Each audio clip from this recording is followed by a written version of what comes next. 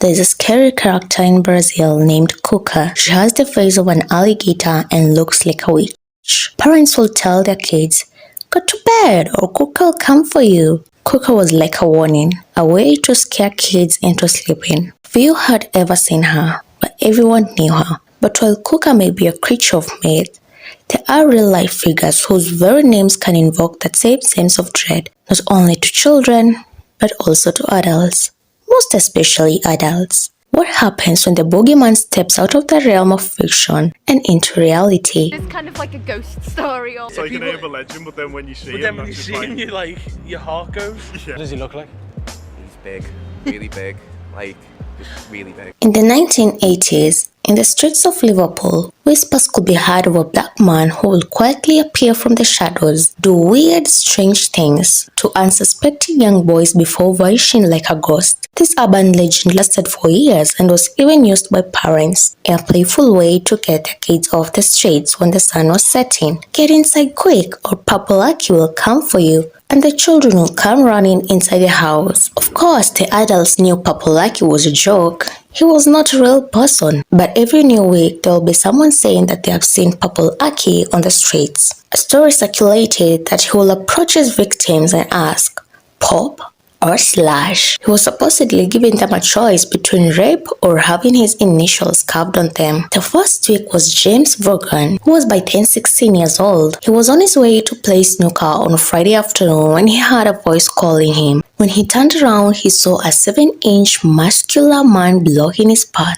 The strange man then went ahead and asked, "Can I feel your muscles? Can I feel your biceps?" And since no one was around, James went ahead to flex his muscles, and the man grabbed his arms in turn. And as James recalled it was sort of slimy running up and down in his hands. I hope it's not what I'm thinking. Anyway, James managed to escape when he saw a passerby on the other side, and he pretended that he was his father. He ran to him and held his hands. But nobody believed James, as people thought that Papa Lucky was a myth. Until one day, when a young man named Gary died after meeting Papa Lucky. But how can a meeting with Papa Lucky cause death? You see, Gary was a 16-year-old boy who was loved by his family and his pregnant girlfriend Elaine. He was 6 foot tall and had an athletic body. Papa Lucky will wait for him at the corner of his house and tell Gary to tense his leg muscles before he greets them. At the same time, he will tell him to squat. Then Aki will bend over his back, feeling his calf muscles. People around who saw this act will mock Gary and said, "Aki will shag you, you are Aki's new boy," and all those type of mocking words. On one occasion, Aki followed Gary and his pregnant wife Elaine inside a bus. Elaine got furious and started having a go at him, only for her to be called a silly cow by Aki. Absolutely terrified of him. Yeah, really scared. Really scared. Yeah. But you would be, wouldn't you? He'd be standing in the entry at the side of his house, so you wouldn't know that he was there. And as Gary would leave my house and walk over, he'd just step out the entry. And then Gary would go down the entry with him, and that's where he used to make Gary do the squats and stuff. Gary said that he would get excited by that. So that's why Gary went to the police in the end and got a harassment order. This went on for some time until Gary went to the police and Papa Lucky was arrested and got a harassment order which stated that he couldn't go in the area that Gary lived. One day, Gary was leaving a swimming pool when he saw Papa Lucky. Afraid of retaliation for reporting him to the police, Gary ran, with Aki chasing him. Gary reached a train station, but Aki appeared there too. In a desperate attempt to escape, Gary crossed the train tracks and was electrocuted. Tragically, Gary died on June 15, 1986. Lucky was arrested and charged with involuntary manslaughter but later appealed successfully, as simply standing at the train station wasn't illegal. He was then awarded 35,000 euros in compensation, which was a lot of money at the time. But this was just the beginning. There is more nasty stuff about Aki. But first, let's see where this big boogeyman weird guy came from. His real name is Ankiwale Arobike, but people know him as Aki because his name is too long to pronounce, and the purple part comes from his skin, which is described as being so dark that it appears purple. Honestly, I can't fully grasp the reasoning behind this, but that's how it's explained. His origins trace back to Nigeria, His mother was still a student and his father's identity is unknown. Since the mother was still young, she decided to put Aki in a home care at the age of 6 months. He spent his time in a care home in Wales during his early years. As he got older, he moved to Liverpool, where he worked as a cleaner and a messenger for local authority. One of Aki's most striking features is his size, standing at 7'5" and weighing around 140 kgs. So here in Liverpool, he will squeeze teenagers' muscles. He will also ask them to measure their muscles and he will get them to squat, which will then lie on their back and they will squat up and down with him on their back. You see, this urban legend had a very definite type. He really likes athletic, muscular teenage boys, and after the young boys had finished squatting him, it will be Papa Lucky who will be all hot and sweaty like he was the one doing all the squats. Arobi K will also ask young men to stand with their arms extended in a scarecrow position, and then he will lift them from behind. He will also use a tape measure to measure their calves, thighs, and chest. And there was a dark motive behind all of Aki's actions. In 2001, he was charged with 50 counts of indecent assault and harassment involving 14 boys. He was eventually convicted of threatening behavior and sentenced to 2.5 years in prison. In 2003, he faced 76 charges of indecent assault but was convicted on 15 counts of harassment, along with an additional charge of witness harassment.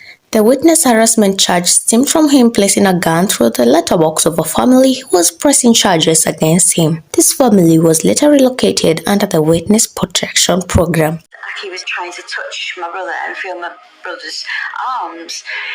So I said to him, I'm going to phone the police if you don't leave my brother alone. Get away. It was about half an hour later, bang, bang, bang on the door. So I looked out the window and he was like, come down here. I was like, I'm not coming down. And he came around with a gun, put it through my letterbox and said, you're dead, you're dead, you're dead. They were the exact words. After his release in 2006, a court handed him a Sexual Offences Prevention Order, SOPO. SOPOs are civil orders, but breaching one is a criminal offense with a penalty of up to 5 or 6 years in prison. So Aki's SOPO banned him from touching, measuring or feeling muscles and asking people to do squat exercise in public. Feeling muscles in private without consent, loitering around or going into gyms and sports clubs, talking to anyone under 18 on purpose, entering a school or university without permission, driving or being a passenger in any car other than a taxi.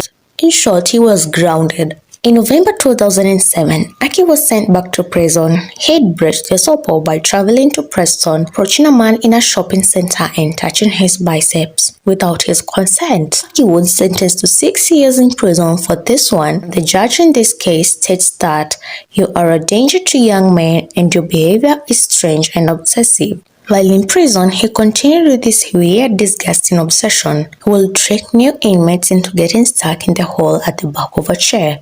Once they were trapped, he'd take advantage of the situation and do unspeakable things to them. However, when he pulled this stunt in Manchester prison on the wrong person, it backfired. He was severely beaten in his cell by other inmates.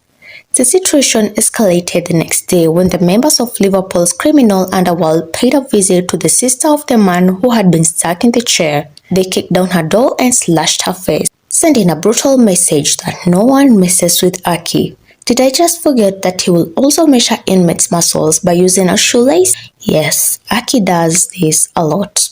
After 76 years, he was released, and in 2013 he was arrested again for targeting young men in 3 different towns, but was cleared of all charges. In 2016, some good news came for Aki when the SOPO ban preventing him from touching muscles was lifted by a judge. Essentially, the judge's decision legalized Aki's action, and let's be real, we can all probably guess that Aki didn't stop touching muscles. There were also handwritten notes with body part measurements. Some people even tried to kill him. About 20 guys with bare chests and pickaxe handles were after him, but Aki scaled the fence to escape. I wonder how he was able to run with his huge body. In 2016, the BBC made a documentary about Aki in which someone talked to his victims and investigated the story. Aki will then contact the Merseyside police who had launched an investigation into the documentary as a hate crime. Aki claims that the fact that they used his nickname and mentioned his skin color in the documentary was racist. Aki complained about the use of the racist term purple Aki in prosecution papers. They say that they will not refer to a Chinese person as Yellow Wang. Then in 2014, he attempted to sue the Manchester police after being arrested for allegedly accosting people outside a restroom. In a strange twist, Aki ended up being the one arrested for allegedly harassing the same officer. Coincidence? Maybe not. The two kept running into each other at bodybuilding events, with the officer claiming Aki would film him and make veil threat. The case against Aki was ultimately dismissed after it was revealed that the officer had behaved unacceptably and unprofessionally in a public area of the court. According to Aki, he claims to be the victim of a modern-day witch hunt, implying that the reason he has become so infamous was because of his skin color. Due to the virality of Aki, a restaurant in Manchester decided to name a burger after Aki, and that is Purple Teriyaki. And weeks later, they were forced to apologize to him for naming the burger after him, which is totally BS. One thing that really puzzles me about this story is how Aki, in a city as tough as Liverpool, where the people are known for being no-nonsense, it's baffling that he seems to have free reign in a place where you'd think someone like him wouldn't last long. This curiosity led me down a rabbit hole of ex-criminals from Liverpool who are now doing podcasts. Interestingly, they all seem to have their own theories about why Aki hasn't been dealt with. But the reason he hasn't been shot dead in the city of Liverpool is because some gangsters appreciate nonsense in the city of Liverpool. Like that dickhead who was talking through before, he was useful. If you needed a witness intimidating, he was the man to do it. So that's why he never got damaged in the city of Liverpool for being a nonce. Because he was too useful to the criminal fraternity in the city. He got let off for his crimes. You hear different theories depending on who you listen to. Some say that Aki gets excited in ways only a man can when he's being squatted, as his private parts rub against the neck of the young man doing the squat.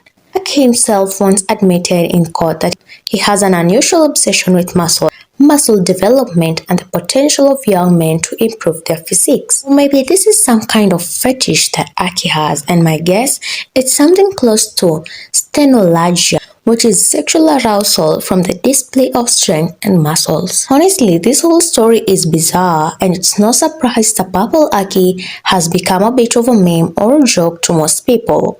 Aki is still alive from what I can tell. He is in his 60s now, but I wouldn't be shocked if he's still out there filling up muscles. Whether you like it or not, he loves rugby players and gym users, so be careful. Tall and he's big and black. And when I go to the showers, I've got to watch my back. But for 2 years now, I've been living next door to Aki.